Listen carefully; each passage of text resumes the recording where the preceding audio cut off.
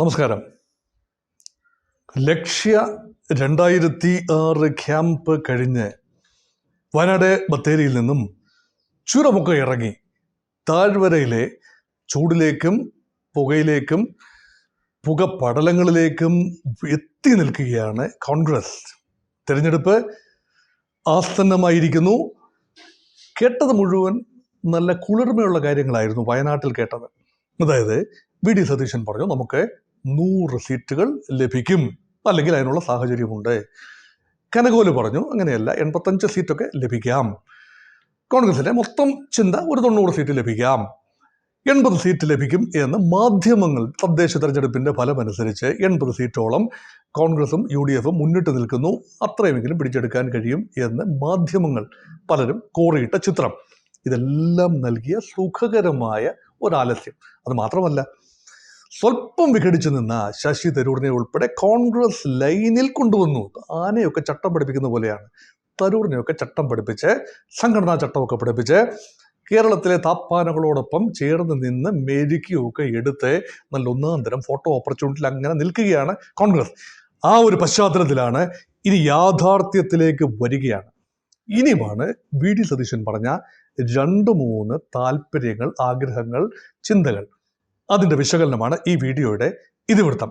അതിൽ ഒന്ന്, 100 സീറ്റ് എന്ന് വി.ഡി. സതീശൻ പറയുമ്പോൾ അത് നിലവിലുള്ള UDF എന്നതല്ല, UDF പ്ലസ് എന്ന പേര് ചേർത്ത് വിളിക്കേണ്ടി വരും. എന്താണ് UDF പ്ലസ്? നിലവിലുള്ള UDF-ൽ 5 കക്ഷികൾക്ക് മാത്രമേ നിയമസഭയിൽ പ്രാതിനിധ്യമുള്ളൂ. കോൺഗ്രസിന് ഏറ്റവും വലിയ ഒറ്റകക്ഷിയാണ്. UDF സംവിധാനത്തിനുള്ളിൽ 2 മുസ്ലിം ലീഗ് എക്കാലത്തും ശക്തമായ സാന്നിധ്യമാണ്. പിന്നെ ഉള്ളത് കേരള കോൺഗ്രസ് ജോസഫ് വിഭാഗം, പിന്നെ കേരള കോൺഗ്രസ് ജേക്കബ് വിഭാഗം, പിന്നെ RSP, പിന്നെ അഡീഷണൽ ആയിട്ടുള്ളത് UDF-നോടൊപ്പം ചേർന്ന് നിൽക്കുന്ന അസോസിയേറ്റ് കക്ഷിയായ RMP KK രമയുടെ രൂപത്തിൽ. ഇത് കഴിഞ്ഞാൽ മറ്റൊരു കക്ഷിക്കും പ്രാതിനിധ്യമില്ല. എന്നാൽ ഇടതുപക്ഷത്ത് 11 കക്ഷികളുണ്ട് എന്നോർക്കണം. നിയമസഭയിൽ പ്രാതിനിധ്യമുള്ള 11 കക്ഷികളും സ്വതന്ത്രന്മാരും ഉണ്ട് എന്നോർക്കണം. അതുകൊണ്ട് കുറച്ചുകൂടി എണ്ണത്തിൻ്റെ കാര്യത്തിലെങ്കിലും കുറച്ചുകൂടി rainbow coalition, left democratic front ആണ് എന്ന ഒരു ചിന്ത വി.ഡി. സതീശൻ്റെ വാക്കുകളിലുണ്ട്. അങ്ങനെയെങ്കിൽ UDF-ന്റെ സോഷ്യൽ ബേസ് വർദ്ധിപ്പിക്കണം. ഇതാണ് ചർച്ചകൾക്കിടയിൽ ഉരുത്തിരിഞ്ഞ കാര്യം.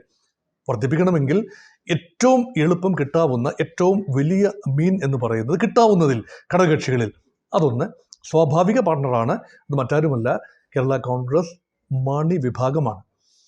നമുക്ക് പറയാം, കേരള കോൺഗ്രസ് മാണി വിഭാഗം തിളക്കമാർന്ന പ്രകടനമൊന്നുമല്ല കോട്ടയം ജില്ലയിൽ പൊതുവെ കാഴ്ചവെച്ചത്. കോട്ടയമാണല്ലോ അവരുടെ ഫീൽഡം എന്ന് പറയുന്നത്.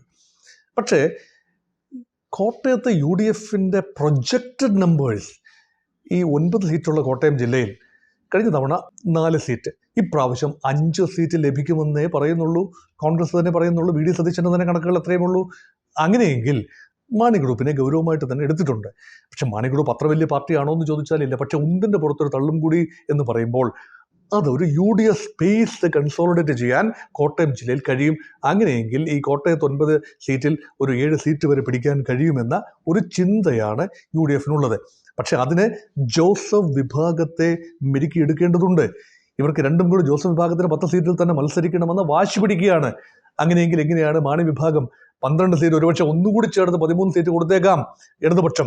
എന്തു വില കൊടുത്തും മാണി വിഭാഗത്തെ LDF-ൽ നിലനിർത്താൻ ആഗ്രഹിക്കുകയാണ് CPM. അതുകൊണ്ട് അത്ര എളുപ്പം പറിച്ചുകൊണ്ട് പോരാനാവില്ല. അത് മാത്രമല്ല, KM മാണിയുടെ പ്രിയപുത്രൻ ജോസ് കെ മാണിക്ക് മത്സരിച്ച് ജയിക്കാൻ പറ്റുന്ന ഒരു സീറ്റ് UDF-ന് കൊടുക്കാനില്ല. പല സീറ്റാണുള്ളത്. അവിടുന്ന് മാണി സി കാപ്പൻ എന്ന നിലവിലെ MLA മാറിക്കൊടുത്തെങ്കിലല്ലേ മാണിയുടെ പുത്രന് മത്സരിക്കാനാവൂ. അല്ല എങ്കിൽ കടുത്തുരുത്തിയിൽ നിന്ന് മോൻസ് ജോസഫ് എന്ന ജോസഫ് ഗ്രൂപ്പ് നേതാവ് മാറിക്കൊടുത്തെങ്കിലല്ലേ പറ്റൂ. അത് രണ്ടും സാധ്യമല്ല എങ്കിൽ കൃത്യമായി സാധ്യത മാണിപുത്രന് മത്സരിക്കാൻ ഒരു സീറ്റ് കൃത്യമായി കൊടുക്കാനാവില്ല.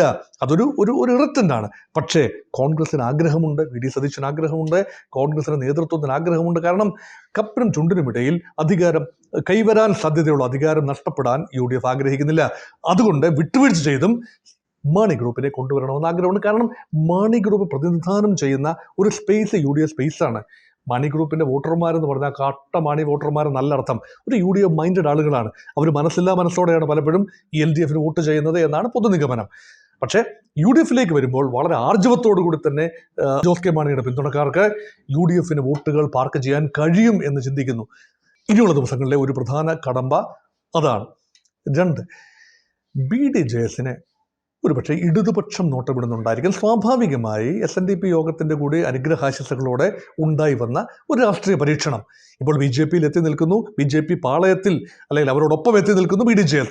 കാര്യമായ ഒരു നേട്ടവും ഉണ്ടാക്കാൻ പറ്റില്ല. ഒരു ഡബിൾ ഡിജിറ്റിലേക്ക് പോലും തദ്ദേശ തെരഞ്ഞെടുപ്പിലെ ആകമാന സീറ്റുകളുടെ എണ്ണത്തിൽ 6-7 സീറ്റുകളാണ് കേരളത്തിൽ ആകമാനം ലഭിച്ചത് BDJS. അപ്പം BJPയുടെ ഘടകകക്ഷി എന്ന് പറയാൻ പോലുമുള്ളൊരു വലിപ്പം BDJS ഇല്ലാതെ പോകുന്നു. അങ്ങനെയെങ്കിൽ എങ്ങനെയെങ്കിലും 1-2 MLA സൃഷ്ടിച്ചെടുക്കണമെങ്കിൽ ഏക വഴി ഒന്നുകിൽ UDF സംവിധാനത്തോടെ അല്ലെങ്കിൽ LDF സംവിധാനത്തോടെ ചേർന്ന് നിൽക്കണം എന്നൊരു ചിന്ത BDJS അണികളിലുണ്ട്. BJPയോടൊപ്പം ചേർന്ന് നിന്നാൽ BJPക്ക് 4-5 സീറ്റ് കേരളത്തിൽ ലഭിച്ചേക്കാം. പക്ഷേ BDJS ഘടകകക്ഷിയായി നിന്നുകൊണ്ട് മത്സരിച്ച് ജയിക്കാവുന്ന ഒരു സീറ്റും നിലവിലില്ല എന്നതാണ് വാസ്തവം. അവിടെ ഒരു പ്രതീക്ഷ UDF വെച്ച് പുലർത്തുന്നു, അതിനേക്കാൾ കൂടുതൽ LDF വെച്ച് പുലർത്തുന്നു. അതുകൊണ്ട് അത് നോക്കിക്കാണേണ്ട ഒരു കാര്യമാണ്. അതവിടെ നിൽക്കട്ടെ. UDF സാധ്യതകളാണല്ലോ ഇപ്പോൾ പറയുന്നത്, പ്രത്യേകിച്ച് കോൺഗ്രസിൻ്റെ സാധ്യതകൾ. കോൺഗ്രസ്സാണ് ഏറ്റവും കൂടുതൽ സ്ഥാനാർത്ഥികളെ മത്സരിപ്പിച്ചത്. CPM 86 സ്ഥാനാർത്ഥികളെ മത്സരിച്ചപ്പോൾ കോൺഗ്രസ് കഴിഞ്ഞ തവണ 93 സ്ഥാനാർത്ഥികളെയാണ് മത്സരിപ്പിച്ചത് എന്നോർക്കണം. അതിൽ ചില വിട്ടുവീഴ്ചകൾ ചെയ്യേണ്ടി വന്നേക്കാം. മുസ്ലിം ലീഗ് ഒരുപക്ഷെ 1-2 സീറ്റുകൾ കൂടുതൽ ആവശ്യപ്പെട്ടേക്കാം. നേരത്തെ പറഞ്ഞതുപോലെ UDF വ്യാപ്തി വ്യാപിപ്പിക്കുകയാണെങ്കിൽ ഒരുപക്ഷെ കേരള കോൺഗ്രസിൽ ഏതാനും സീറ്റുകൾ കോൺഗ്രസ് കിറ്റിയിൽ നിന്നും വിട്ടുകൊടുക്കേണ്ടി വന്നേക്കാം. കോൺഗ്രസ് പ്രവർത്തകർക്ക് ഉണ്ടാകാൻ സാധ്യതയുള്ള ക്ഷോഭം അത് പാരവെപ്പായി മാറുകയാണ് എങ്കിൽ പതിവ് പോലെ പ്രശ്നങ്ങൾ, ദൗർബല്യങ്ങൾ UDF സംവിധാനത്തിലുണ്ടാകും. അത് കോൺഗ്രസ് ഇപ്പോൾ ആഗ്രഹിക്കുന്നില്ല. ഈ ഭാരം ഓൾറെഡി ജയിക്കാവുന്നൊരു പൊസിഷനിലാണ്. എന്തിന് കൂടുതൽ ഭാരമെടുത്ത് തലയിൽ വെക്കുന്നു എന്ന ഒരു ചിന്തയും പ്രകടമാണ്. ഇപ്പോൾ നിലവിൽ അണികൾ പൊതുവെ സെറ്റാണ്. പരമ്പരാഗതമായ ഗ്രൂപ്പ് സമവാക്യങ്ങൾക്ക് കോൺഗ്രസിൽ ഇപ്പോൾ സ്ഥാനമില്ല. ഇപ്പോൾ കോൺഗ്രസിൽ A ഗ്രൂപ്പ്, I ഗ്രൂപ്പ് അല്ലെങ്കിൽ തിരുത്തൽവാദി, മൂന്നാം ചേരി അങ്ങനെയൊന്നുമില്ല. തരം പോലെ മാറിയും മറിഞ്ഞുമൊക്കെ നിൽക്കുന്ന ലോയൽറ്റിയാണ് കോൺഗ്രസിൽ. 3 നേതാക്കൾ അപ്പോഴും തലയെടുപ്പോടെ നിൽക്കുന്നു. VD സതീശൻ, രമേശ് ചെന്നിത്തല, അതുപോലെ KC വേണുഗോപാൽ. ഇതിൽ രമേശ് ചെന്നിത്തലയും KC വേണുഗോപാലും കോൺഗ്രസ് വർക്കിംഗ് കമ്മിറ്റി അംഗങ്ങളാണ്. സാധ്യതാപരമായി സംഘടനയുടെ ദേശീയ തലത്തിൽ സതീശിനേക്കാൾ തലപ്പൊക്കമുണ്ട്. പക്ഷേ വിറക് വെട്ടുകയും വെള്ളം കോരുകയും ചെയ്ത് 5 വർഷം പ്രതിപക്ഷ നേതാവായി ഇരുന്നതിന് ശേഷം, കഠിനാധ്വാനം ചെയ്തതിന് ശേഷം മുഖ്യമന്ത്രി കസേര കപ്പിനും ചുണ്ടിനിടയിൽ നഷ്ടപ്പെടുന്ന അന്തരീക്ഷം ഉണ്ടാകരുത് എന്നാഗ്രഹിക്കുന്ന ചില കോൺഗ്രസ് പ്രവർത്തകരെങ്കിലും ഉണ്ട്. സതീശിന് വേണ്ടി നിലകൊള്ളുന്നവരുണ്ട്. അതുകൊണ്ട് ഇവിടെ കോൺഗ്രസ് പ്രവർത്തകർ തീരുമാനിക്കട്ടെ എന്നല്ല ഇപ്പോൾ തീരുമാനിച്ചിരിക്കുന്നത്. കേന്ദ്രം, അതായത് ഹൈക്കമാൻഡ് തീരുമാനിക്കും. ആരാവും UDF ജയിച്ചു വന്നാൽ ആരാവും മുഖ്യമന്ത്രി എന്ന് 3 പേരും ഒരേ അർത്ഥത്തിൽ പറയുന്നു. ഹൈക്കമാൻഡ് തീരുമാനിക്കട്ടെ. തങ്ങൾ സ്ഥാനാർത്ഥികളാണെങ്കിൽ, മുഖ്യമന്ത്രി സ്ഥാനാർത്ഥികൾ ആണ് എന്ന് പലരും പറയുമ്പോഴും തങ്ങൾ ആ ക്ലെയിം ഉന്നയിക്കില്ല എന്ന് കൈമേൽ കൈവച്ച് 3 പേരും പറഞ്ഞു എന്നത് ശുഭോദർക്കമായ കാര്യമാണ്. അത് വയനാട് ക്യാമ്പിലെ ഒരു കോൺഗ്രസിനെ സംബന്ധിച്ചിടത്തോളം അഭിമാനിക്കാവുന്ന ഒരു കാര്യം തന്നെയാണ്. 4ാമതും 5ാമതും 6ാമതും കാനഡയിൽ ഉണ്ടാകാം. അടൂർ പ്രകാശിൻ്റെ പേര് പരിഗണിക്കപ്പെട്ടേക്കാം. ഒരു ഈഴവ മുഖമാണ് വേണ്ടതെങ്കിൽ. ഇനി അത് UDF കൺവീനർ കൂടിയാണല്ലോ അദ്ദേഹം. ഒരു ജയന്റ് കില്ലറാണ്. അദ്ദേഹം കോന്നിയിൽ നിന്നും മാറി നിയമസഭാ സീറ്റ് വേണ്ട എന്ന് വെച്ചിട്ട് പോയി വലിയ സാധ്യതയൊന്നും ഇല്ലാതിരുന്ന ആറ്റിങ്ങൽ മണ്ഡലത്തിൽ മത്സരിച്ച് CPM 2 പ്രാവശ്യം മലർത്തി അടിച്ച മഹാമല്ലരാണ് അടൂർ പ്രകാശ് എന്നോർക്കണം. ഒരു പക്ഷേ കോന്നി സീറ്റ് അടൂർ പ്രകാശ് മത്സരിച്ചെങ്കിൽ മാത്രമേ പിടിക്കാനാവൂ എന്നാണ് കനകോലു റിപ്പോർട്ട് കൊടുക്കുന്നതെങ്കിൽ, കനകോലു ആണല്ലോ തന്ത്രം പറയാൻ ആശാൻ. അപ്പോൾ അദ്ദേഹം അങ്ങനെ പറയുകയാണെങ്കിൽ ഒരുപക്ഷെ അദ്ദേഹം കോന്നിയിൽ നിന്ന് ജയിച്ചു വരും. അദ്ദേഹം ഒരു മുഖ്യമന്ത്രി സ്ഥാനാർത്ഥി ആയിക്കൂടായികയില്ല. ഇനി ശശി തരൂർ ഇപ്പോൾ ചിരിച്ചു കളിച്ച് നിൽക്കുന്നു UDF നേതാക്കളോടൊപ്പം. അദ്ദേഹം മുഖ്യമന്ത്രി സ്ഥാനത്തൊന്നും വരണമെന്ന് ഇപ്പോൾ ആഗ്രഹിക്കുന്ന ആരും തന്നെ ഉണ്ടാവില്ല. പക്ഷേ അവസാനം നറുക്ക് വീഴുന്നത് ആർക്കാണെന്ന് ഇതൊന്നും പറഞ്ഞ് മുൻകൂട്ടി പറയാനൊന്നും ആവില്ല. അങ്ങനെയൊന്നും പ്രവചനപരമൊന്നും ആർക്കുമില്ല. കോൺഗ്രസ് രാഷ്ട്രീയം അതീവ സങ്കീർണം തന്നെയാണ്. അതുകൊണ്ട് K. മുരളീധരൻ എന്താ ഒരു ആഗ്രഹം ഉണ്ടാവില്ലേ? അദ്ദേഹം മുൻ KPCC പ്രസിഡന്റ് അല്ലേ, മുൻ മുഖ്യമന്ത്രി കരുണാകരൻ്റെ മകനല്ലേ. ഒരു കാലത്ത് മുടിചൂടാമന്നനായി വാണരേണ്ട ഒരു മുരളീധരൻ്റെ ഒരു കാലഘട്ടം ഉണ്ടായിരുന്നു. അദ്ദേഹം ഇപ്പോൾ അച്ചടക്കത്തോടെ നിൽക്കുന്നു. ആസിഡ് ചങ്ങോടുകൂടി പ്രസ്താവനകൾ നടത്തുന്നു. ഇങ്ങനെയൊക്കെയുണ്ട്. അപ്പോൾ അതുകൊണ്ട് സ്ഥാനാർത്ഥി ദൗർലഭ്യം ഒന്നും കോൺഗ്രസിന് ഇല്ല. മുഖ്യമന്ത്രി സ്ഥാനത്തേക്ക് ഏറെ പേരുകളുണ്ട്. പക്ഷേ കോൺഗ്രസ് പാർട്ടി ഇപ്പോൾ ഈ നിമിഷം കാട്ടുന്ന ഒരു മാതൃകയും അച്ചടക്കവും ശ്ലാഘനീയമായ കാര്യമാണ്. അത് 3 മാസം തുടർച്ചയായി നിലനിർത്താനാവുമോ എന്നതിൽ മാത്രമാണ് സങ്കോചം. ഒരു അബദ്ധം കൂടി ചൂണ്ടിക്കാണിക്കട്ടെ. 100 സീറ്റ് എന്ന് പറയുമ്പോൾ, പ്രതിപക്ഷ നേതാവ് പറയുമ്പോൾ അതിനർത്ഥം എന്താണ്? 40 സീറ്റ് ഞങ്ങളുടെ പരിഗണനയിലേ ഇല്ല. നോക്കൂ, അതൊരു അബദ്ധ പ്രസ്താവനയല്ലേ? ഒരു നമ്പർ പറയുന്നതിൻ്റെ പിന്നിലെ അബദ്ധ പ്രസ്താവന. ഞങ്ങൾ ഇത്ര സീറ്റിൽ മത്സരിക്കാൻ ആഗ്രഹിക്കുന്നു എന്ന് പറയുന്നതിൽ തെറ്റില്ല. പക്ഷേ ഇത്ര സീറ്റാണ് UDF ജയിച്ചു വരാൻ പോകുന്നത് എന്ന് മുൻകൂട്ടി പറയുന്നതിൻ്റെ അപകടമുണ്ട്. അതിനർത്ഥം എന്താ? ആ 40 സീറ്റുകൾ ഓൾറെഡി UDF LDFന് എഴുതി, അല്ലെ BJPക്ക് തീരെഴുതി കൊടുത്തു എന്നല്ലേ അർത്ഥം. അന്ന് പണ്ടൊരു ക്യാമ്പിൽ VD സതീശൻ 63 സീറ്റുകൾ കോൺഗ്രസ് ജയിക്കും എന്ന് പറഞ്ഞു വെച്ചു. അത് വലിയൊരു അബദ്ധ പ്രസ്താവനയാണ് എന്ന് അന്ന് തന്നെ നേതാക്കൾ തിരുത്തിയതാണ്.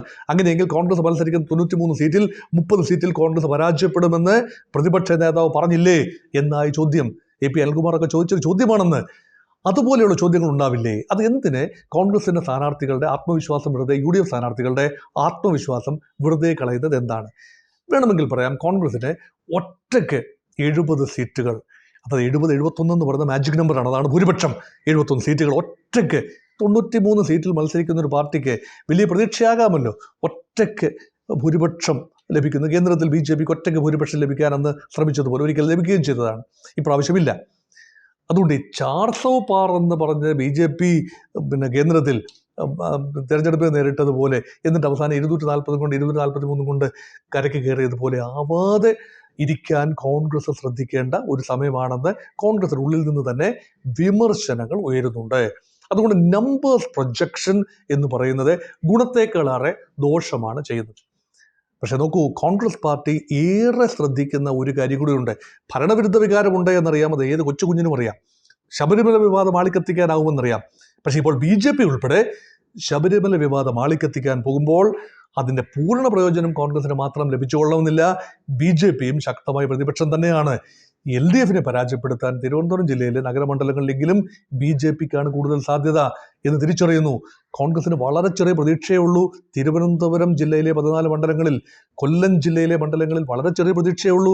അവിടെ ഭൂരിപക്ഷം സീറ്റുകൾ LDFന് തന്നെ കിട്ടുമെന്നാണ് കോൺഗ്രസിൻ്റെ കണക്കുകൂട്ടൽ. സമാനമായ രീതിയിൽ തൃശ്ശൂർ ജില്ല, ആലപ്പുഴ ജില്ല, പാലക്കാട് ജില്ല, ഇവിടങ്ങളിലെല്ലാം തന്നെ കോൺഗ്രസിൻ്റെ പ്രതീക്ഷകൾ അത്ര വലിയ സ്ഥാനത്തല്ല എന്നോർക്കണം. ഏക പ്രതീക്ഷയുള്ളത് പരമ്പരാഗതമായ ശക്തി കേന്ദ്രങ്ങൾ, മധ്യ കേരളത്തിലെ പ്രദേശങ്ങൾ, എറണാകുളം ജില്ല, കോട്ടയം ജില്ല, പത്തനംതിട്ട ജില്ല, ഇടുക്കി ജില്ല, അവിടെയുള്ള ശക്തി കേന്ദ്രങ്ങൾ നിലനിർത്തുകയും അതേപോലെ തന്നെ മലപ്പുറത്ത് ഏതാണ്ട് പൂർണ്ണമായ ആധിപത്യം 16 സീറ്റുകളും ജയിക്കുമെന്ന് തന്നെയാണ് UDF പറയുന്നത്. 16 സീറ്റിൽ 1-2 സീറ്റുകൾ, പെരിന്തൽമണ്ണ ഉൾപ്പെടെയുള്ള സീറ്റുകൾക്ക് LDFന് സാമാന്യം വേരുകളുള്ള സീറ്റുകളാണ്. അതുപോലെ നിലമ്പൂർ സീറ്റിൽ അൻവർ LDFന് വേണ്ടി ജയിച്ചു വന്നു. ഇപ്പോൾ ആ നിലമ്പൂർ സീറ്റ് ആര്യാടൻ ഷൗക്കത്താണ് ഇപ്പോൾ ഉപതെരഞ്ഞെടുപ്പിലൂടെ ജയിച്ചു വന്നത്. അപ്പോൾ 1-2 സീറ്റ് LDFന് ലഭിച്ചേക്കാം. പക്ഷേ മലപ്പുറത്തും മൃഗീയമായ ഭൂരിപക്ഷം UDFന് ലഭിക്കും. കോഴിക്കോട് മാത്രമാണ് UDF വലിയ പ്രതീക്ഷ. അവിടെയാണ് മുസ്ലിം വോട്ട് ഇപ്രാവശ്യം ഏതാണ്ട് കൺസോളിഡേറ്റഡായി കോൺഗ്രസിന് അനുകൂലമായി വരുന്നു എന്ന ഒരു ചിന്ത വളരെ പ്രകടമാണ്.